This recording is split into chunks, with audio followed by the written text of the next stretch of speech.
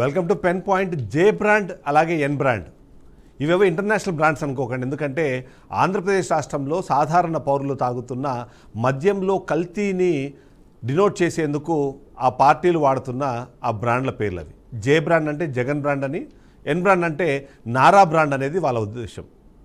తద్వారా ఆంధ్రప్రదేశ్ రాష్ట్రంలో ఎవరైతే మద్యం ప్రియులు ఉన్నారో వాళ్లకు ఒకప్పుడు క్వాలిటీ లేని మద్యం దొరికేది, రేటు ఎక్కువగా దొరికేది.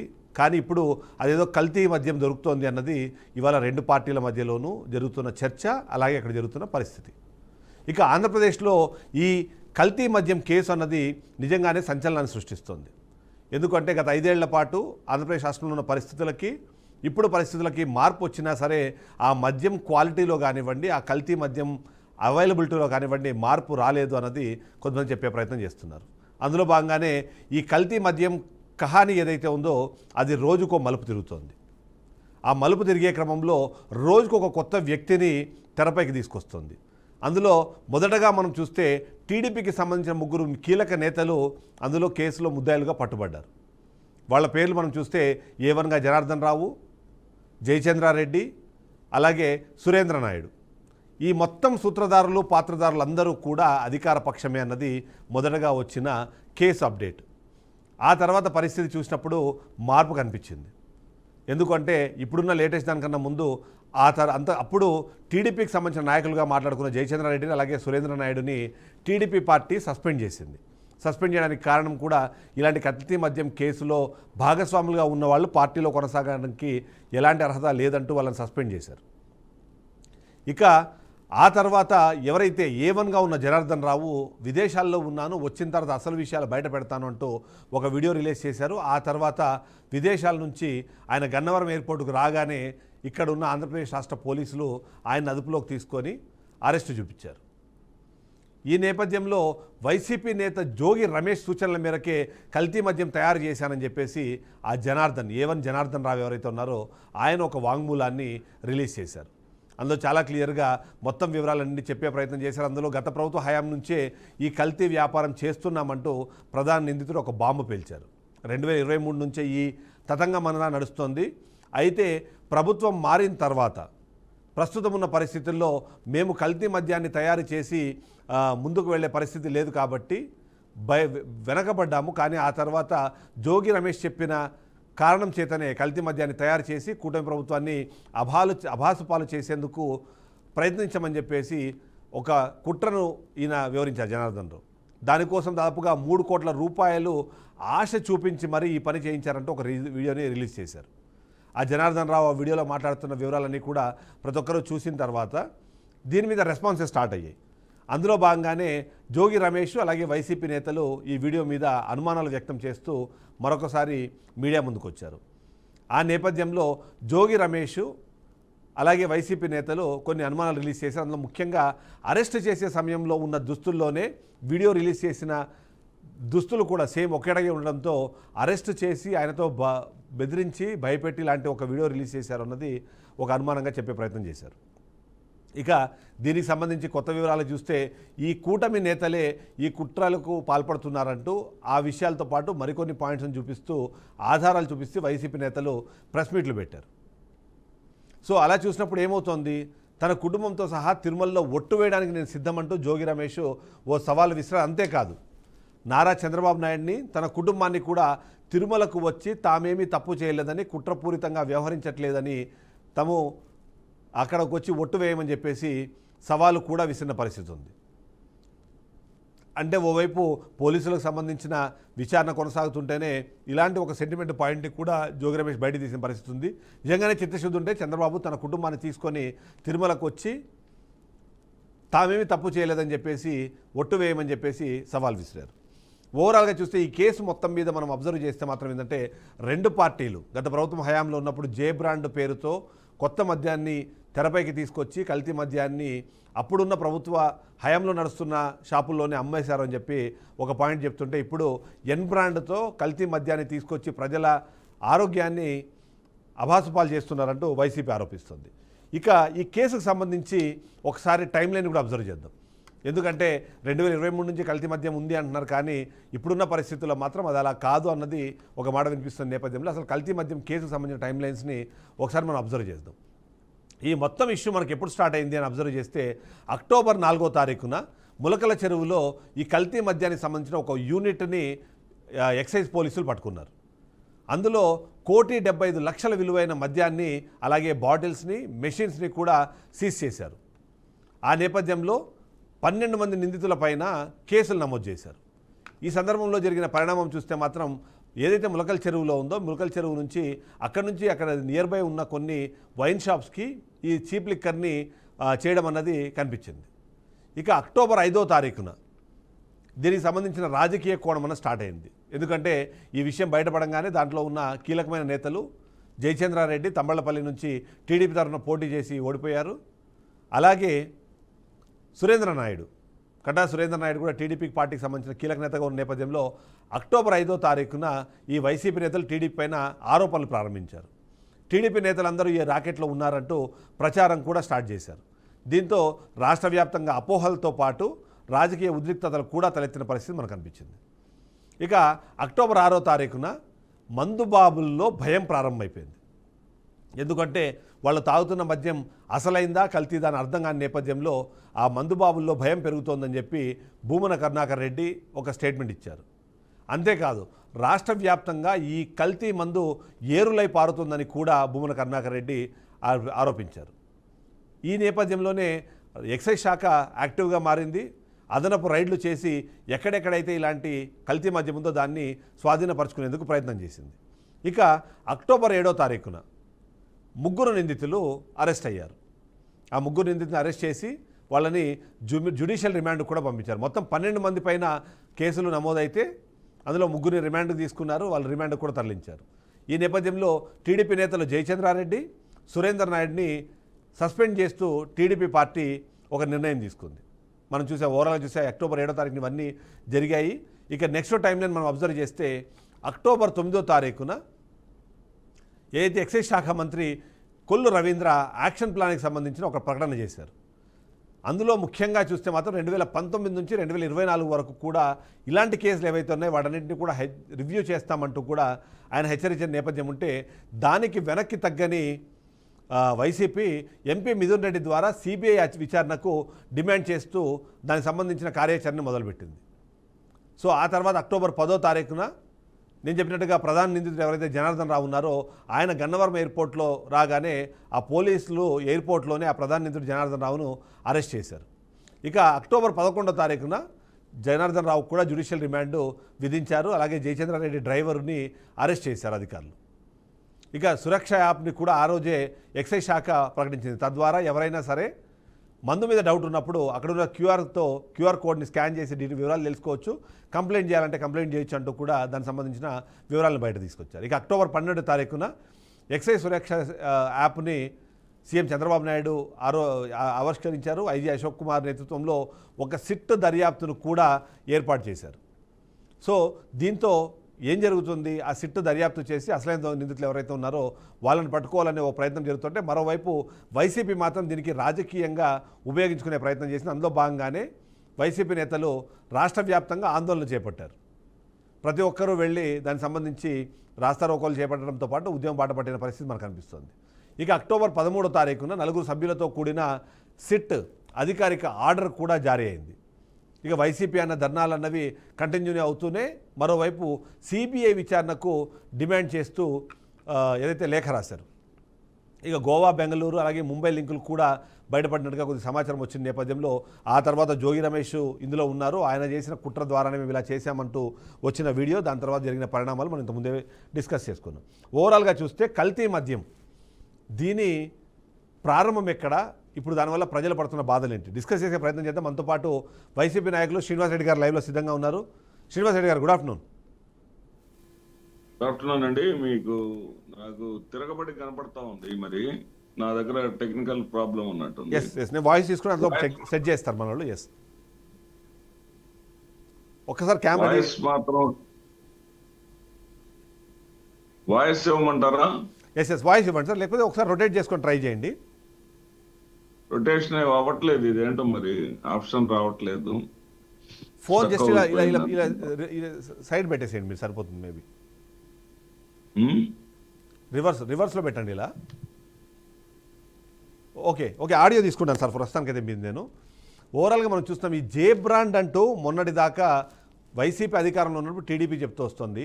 కాబట్టే మీరు ఎన్ బ్రాండ్ అనే ఒక వర్షాన్ని తెరపైకి తీసుకొచ్చారు. కల్తీ మద్యం అన్న దొరికిన మాట వాస్తవమే, కానీ ఆ కల్తీ మద్యానికి ఆద్యులు మీరే, దాని పాత్రధారులు సూత్రధారులు అంతా మీరే అన్నది ఇప్పుడు కూటమి ప్రభుత్వం ఆరోపిస్తోంది. అందులో ముఖ్యంగా ఏవన్ జనార్దన్ రావు కూడా అదే మాట చెప్పే ప్రయత్నం చేశారు. ఎలా చూడాలంటారు, ఏంటి దీనికి ఉన్న ఆ ప్రాతిపదిక ఏంటి? సార్, ముందుగా బిఆర్కే న్యూస్ వీక్షకులకు, మీకు అందరికి కూడా గుడ్ ఆఫ్టర్నూన్ అండి. ఎస్. ఇక్కడ జనార్దన్ రావు అనేటటువంటి నిందితుడు, జనార్దన్ రావు అనేటటువంటి ఈ, దోషి, అతను చెప్పే మాటలు ఎలా నమ్ముతారండి? అతను చెప్పే మాటలకి ప్రయారిటీ ఎలా ఇస్తారు? జోగి రమేష్ అనేటటువంటి వ్యక్తిని తీసుకొచ్చి ఆయన చేయమంటే చేశాను, మీరు ఏదైనా చేయమంటే నేను చేస్తానా, నేనేదైనా చేయమంటే మీరు చేస్తారా? ఇది కరెక్ట్ కాదు. ఇది ఆంధ్రప్రదేశ్ రాష్ట్రంలో అందరికీ తెలిసినటువంటి విషయమే. ఏది ఆఫ్రికాలో కూడా మద్యం వ్యాపారం చేసి తెలుగు వాళ్ళ పరువు పోగొడుతున్నటువంటి వాళ్లకు ఎవరు అసెంబ్లీ టికెట్లు ఇచ్చారో అందరికీ తెలుసు.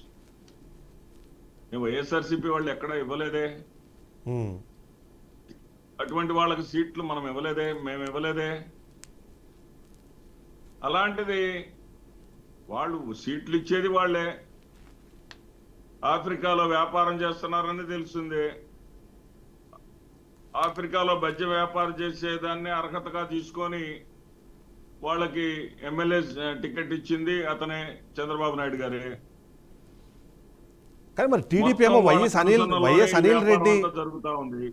అనిల్ రెడ్డికి కూడా ఆఫ్రికాలో ఈ లిక్కర్ ఫ్యాక్టరీస్ ఉన్నాయి, అక్కడ నుంచి వాళ్ళని తరిమి కొట్టారు అని చెప్పి ఒక వీడియోని ఏదో సర్క్యులేట్ చేసే ప్రయత్నం చేస్తున్నారు.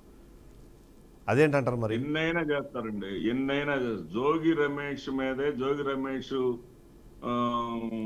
పెట్టమంటే నేను ములకల్ చెరువులో పెట్టాను, జోగి రమేష్ పెట్టమంటే ఇబ్రహీంపట్నంలో పెట్టానని జనార్దన్ రావు చెప్పించారంటే వీళ్ళు కాదు, వీళ్ళు పుట్టక ముందు నుంచి వీళ్ళు తెలుగుదేశం పార్టీ వాళ్ళు వచ్చి ఆరోపణలు చేస్తున్నారే. అవును. ఈ ఆరోపణలు చేసే వాళ్ళందరూ కూడా వీళ్ళు 2 ఎకరాల పొలంతో వ్యవసాయం చేసుకునేటటువంటి రోజుల్లోనే ఇన్కమ్ ట్యాక్స్ కట్టిన కుటుంబాలు, ఆ కుటుంబాలు వైఎస్ అనిల్ కుటుంబాలు. వాళ్ళ వ్యాపారాలు, వాళ్ళ కథ, వాళ్ళ వ్యవహారాల్లో వాళ్ళని అక్రమంగా చూపించాలి, వాళ్ళ తప్పుడు దారిని చూపించాలి అని చెప్పేసి వీళ్ళు చేసేటటువంటి ప్రయత్నాలు ప్రజలేమీ నమ్మరు, విశ్వాసంలోకి తీసుకోరు. ఎట్టి పరిస్థితుల్లో కూడా ఈ తెలుగుదేశం పార్టీ అబద్ధాలతోటే అధికారంలోకి వచ్చిందన్న సంగతి ఆంధ్రప్రదేశ్ రాష్ట్ర ప్రజలందరికీ తెలిసినటువంటి విషయమే. కానీ అధికారంలోకి వచ్చిన తర్వాత అబద్ధాలను పక్కన పెట్టి ప్రజల యొక్క పాలన చూడాలి. కానీ అధికారంలోకి వచ్చిన తర్వాత కూడా ప్రజలకు ఇచ్చినటువంటి వాగ్దానాలు నెరవేర్చలేక అబద్ధాలని ఆశ్రయించుకొని ఉన్నారే సార్. కానీ మీరు ఒక పాయింట్ చెప్పండి ఇక్కడ. నేను జనార్దన్ రావు నష్టం చేస్తాం కాదు, జనార్దన్ రావు నేను మాట్లాడిన మాటల్లో కొన్ని అంశాలని మనం ఇక్కడ ఖచ్చితంగా డిస్కస్ చేయాలి. మొదటిది, జనార్దన్ రావు ఫ్యామిలీకి అలాగే జోగి రమేష్ ఫ్యామిలీకి సంబంధించి గతంలోనే పరిచయాలు ఉన్నాయి, ఆ సంబంధాలు ఉన్నాయి అన్నదాన్ని ఎస్టాబ్లిష్ చేసే ప్రయత్నం ఒకటి. నిజంగానే పరిచయాలు ఉన్నాయన్న దానికి సంబంధించి జోగి రమేష్ కూడా క్లారిటీ ఇచ్చే ప్రయత్నం చేశారు. రెండోది, తంబళ్లపల్లిలో పెట్టడం ద్వారా చిత్తూరు జిల్లా పేరుతో చంద్రబాబు నాయుడిని అక్కడ ఏదైతే వీళ్ళు క్రిటిసైజ్ చేసే ప్రయత్నం చేశారు. రెండోది, ఇబ్రహీంపట్నంలో పెట్టడం ద్వారా ఎంతో కొంత రాష్ట్ర రాజధానికి దగ్గరలో ఉన్న ప్రాంతంలో పెట్టారని చెప్పేసి అదొక క్రిటిసైజ్ చేసేందుకు ఒక అవకాశాన్ని క్రియేట్ చేసుకున్నారు అన్నదైతే ఒక మాట వినిపిస్తోంది. సో ఆ విధంగానే జరిగిందంటారా? సార్, ఎన్టీ రామారావు గారు మొట్టమొదటిగా పార్టీ పెట్టినప్పుడు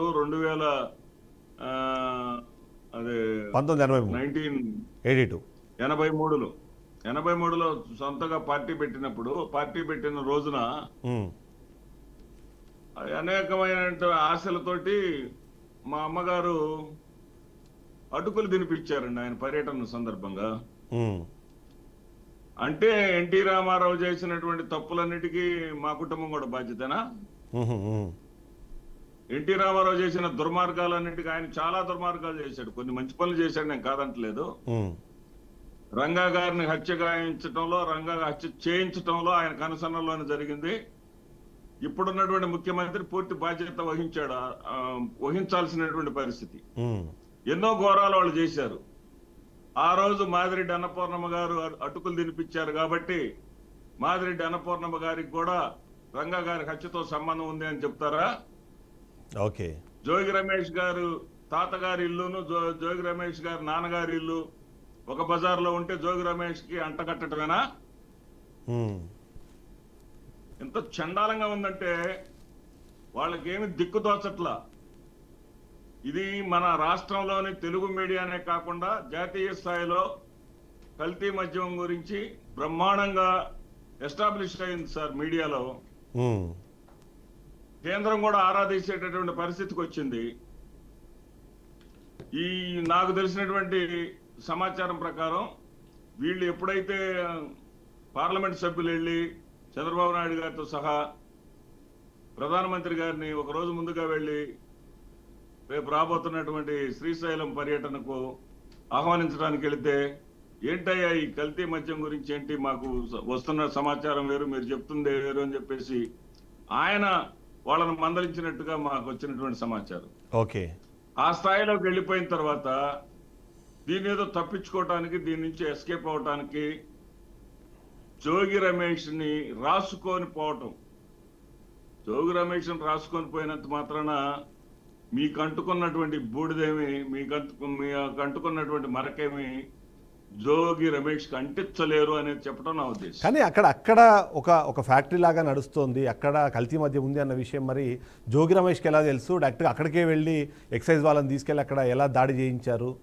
ఇది ముందుగా ప్రీ ప్లాన్డ్గా ఉంది కాబట్టి అంత ఈజీగా దొరికింది. ఎందుకంటే మామూలుగా మాట్లాడుతున్న ప్రకారం గత 5-6 నెలల నుంచి ఇష్యూ నడుస్తుంది అన్నప్పుడు 5-6 నెలల నుంచి లేని ఇన్ఫర్మేషన్ కరెక్ట్గా జోగి రమేష్కే తెలవడము, ఆయన అదే ప్లేస్కి వెళ్ళి తీసుకెళ్ళి దాన్ని పట్టించడం అన్నది. జోగి రమేష్ లేదు, లేకపోతే మీది లేదు, నాది లేదండి. అక్కడ జరిగింది ఏంటంటే పాల వ్యానుని సాధారణంగా పోలీసులు మామూలుగా జనరల్ చెకప్ కోసం ఆపితే ఆపకుండా పోతే దాంట్లో పాల ప్యాకెట్లు బదులుగా మందు బాటిల్స్ దొరికినాయి. ఓకే. ఇక్కడ జోగి రమేష్ చేయలేదు, లేకపోతే ఇంకొక రమేష్ చేయలేదు.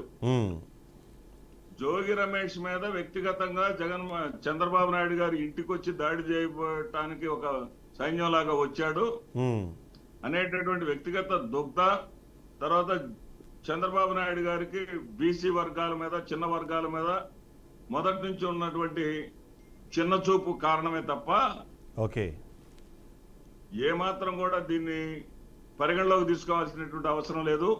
పేకల్లోతు ఈ మద్యం, కల్తీ మద్యం కేసులో కూరుకుపోయినటువంటి చంద్రబాబు నాయుడు ప్రభుత్వం ఎలాగోలాగా బయటపడటం కోసం తీసుకొచ్చిందే తప్ప మరొకటి కాదండి. సో అలాంటప్పుడు ఇప్పుడు గత ప్రభుత్వ హయాం నుంచే మేము చేస్తున్నాము అని జనార్దన్ రావు చెప్తున్నారు. సో అప్పుడు ఎందుకు ఈ లింకులు బయటపడలేదంటారు?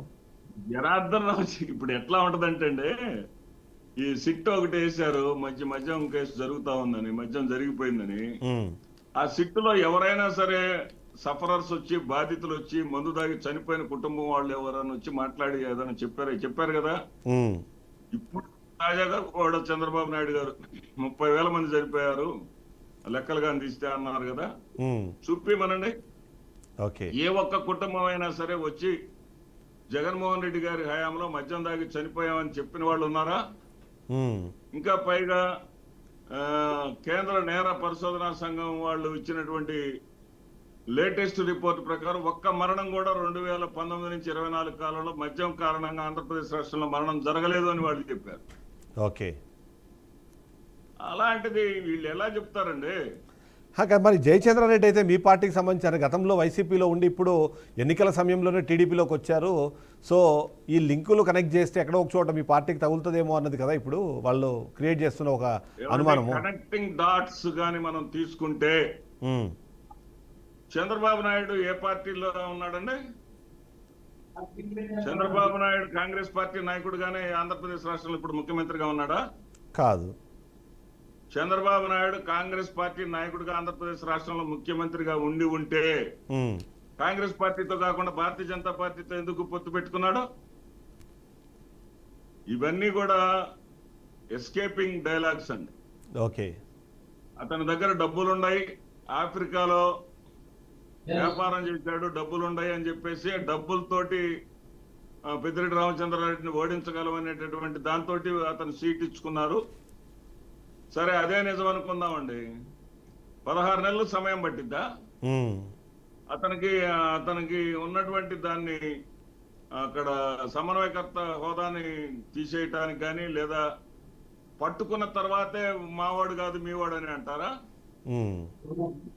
ఏం మాటలండి ఇవి? ప్రజలు నవ్విపోదురు కాబట్టి మాకేటి సిగ్గడినట్టుగా ఉంది వాళ్ళ మాటలు చూస్తాం. సో ఫైనల్గా మీరు ఎలా చూస్తారు ఈ కల్తీ మద్యం కేసు కానివ్వండి, ఇప్పుడు ఈ మొత్తం అసలు ఏం నిజం ఏమై ఉండే అవకాశం ఉందంటారు? ఎందుకంటే ఎవరికి వాళ్ళు దీనికి సంబంధించి స్టోరీ చెప్తూ వెళ్తున్నారు. ఏం చెప్తున్నానంటే సార్, ప్రభుత్వం చేయవలసింది కల్తీ మద్యము మరకని వైఎస్ఆర్సీపీ మీద నెట్టేటటువంటి పనిని వృధా ప్రయాస కన్నా కూడా ప్రజల ప్రాణాలను కాపాడటం ప్రాథమిక పనిగా వాళ్ళు తీసుకోవాలి. ఉమ్, తీసుకొని ఆ దిశగా వాళ్ళు అడుగులు వేయాలి. అంతేగాని దీని మీద ఏదో వాళ్ళకి నష్టం జరిగిపోయింది, ఆ నష్ట నివారణ చర్యలు తీసుకుందాం, వైఎస్ఆర్సీపీ మీదకి నెట్టేసి చేతులు దుడుపుకుందాం అనేది కాదు. ఓకే. ఈ రోజున మద్యంలో ఆంధ్రప్రదేశ్ రాష్ట్రంలో పరిస్థితి ఎట్లా ఉందంటే, క్వార్టర్ బాటిల్ అంటే కాటికి పాస్పోర్ట్ అన్నట్టుగా ఉంది. ఓకే. సామాన్య జనం అంటున్నారు. ఈ వారం 10 రోజుల నుంచి మీడియాలో వచ్చినటువంటి ప్రచారం రీత్యా క్వార్టర్ బాటిల్స్ అమ్ముడు కూడా బాటిల్లా. మీరు ఒకసారి ఎంక్వైరీ చేసుకోండి. ఓకే. ఓకే. సో ఫైనల్గా ఒక పాయింట్ చెప్పండి సార్, జే బ్రాండ్ మద్యం అన్నది డేంజరా, ఎన్ బ్రాండ్ మద్యం అన్నది డేంజరా?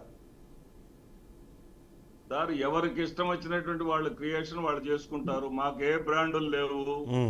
మేము ప్రభుత్వం మా కంట్రోల్లోకి తీసుకొని ప్రభుత్వం ద్వారా ప్రభుత్వ దుకాణాల్లో అమ్మించాం తప్ప టైమింగ్స్ పెట్టి మాకు బ్రాండ్లు అంటూ లేవు. ఓకే. వాళ్ళకి బ్రాండ్లు కావాలనుకొని మళ్ళీ ప్రభుత్వం నుంచి ప్రైవేట్ పరం చేశారు. వాళ్ళు ఇష్టం వచ్చిన వాళ్ళకి ఇచ్చుకున్నారు. వాళ్ళు ఇష్టం వచ్చిన వాళ్ళకి ఆ విధంగా వచ్చేటువంటి కమిషన్ కూడా సరిపోక ఈ విధమైనటువంటి కల్తీలకు అలవాటు పడ్డారు. ప్రజల ఆరోగ్యాలతోటి, ప్రజల ప్రాణాలతోటి చెలగాటమాడుతున్నారు. ఓకే. ప్రభుత్వంగా కనీస ధర్మం ప్రజల ప్రాణాలను కాపాడాల్సినటువంటి కనీస బాధ్యత ప్రభుత్వానికి ఉందనేది మీ ద్వారా నేను చెప్పదలుచుకున్నాను. Right. Thank you very much Srinivas Reddy గారు. ఓవరాల్గా చూస్తే మాత్రము ఇప్పుడు జే బ్రాండా ఎన్ బ్రాండా అన్నది అసలు మద్యం అన్నది ఆరోగ్యానికి హానికరం. దాన్ని తాకుండా ఆపడం అన్నది అందరికీ మంచిది, ఆరోగ్యానికి మరీ మంచిది.